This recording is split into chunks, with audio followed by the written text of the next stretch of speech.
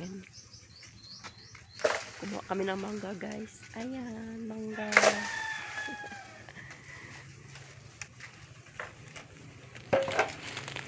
Kawawa. Hindi kami marunong magkuha. Sobrang init.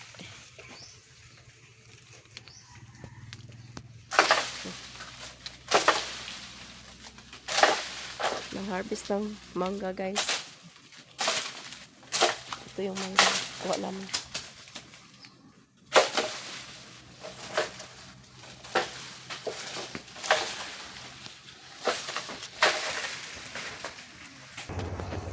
Sarap nga uminom ng tubig ng niyog, pero paano man yan? Ang haba-haba yan, oh. Oh. Hindi natin yan makukuha. Hindi tayo sanay dyan mag-akyat, wag na lang. Bahala na, hindi tayo makainom ng tubig. Bibili na lang tayo ng tubig na niyog. Ayan, guys, nakakuha kami ng mangga, guys. Ayan. Ayan, nakakuha kami ng mangga, guys. Ayan. Ayan, dami nakuha ng anak ko, guys. Ito yung gamit ng songkit. Ang bigat. Tinitiis lang para makakuha lang.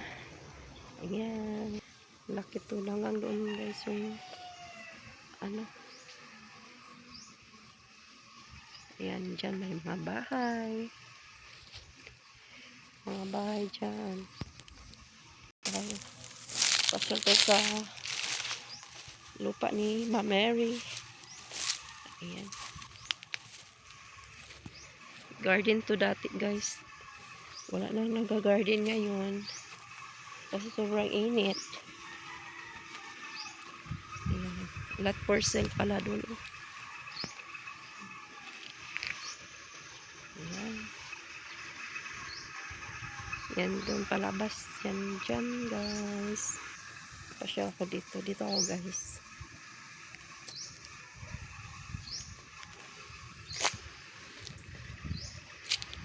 Bakante pala dito.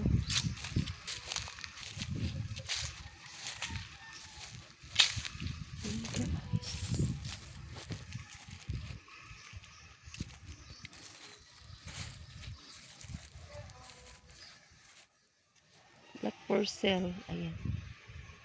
Binibenta pala yung lupa dyan. Ilang Ma Mary hanggang dito. Hanggang dito yung lupa nila, guys. Yung may puno ng kahoy. Papunta doon. Kung saan kami nagkuha ng mangga. May avocado doon, guys. Hindi ako makasaka. Ayaw magsaka ako. Ayan. Ako. Ayan, may guyabano. Doon may guyabano din, pero walang bunga. Ayan, guys, ang init. Init.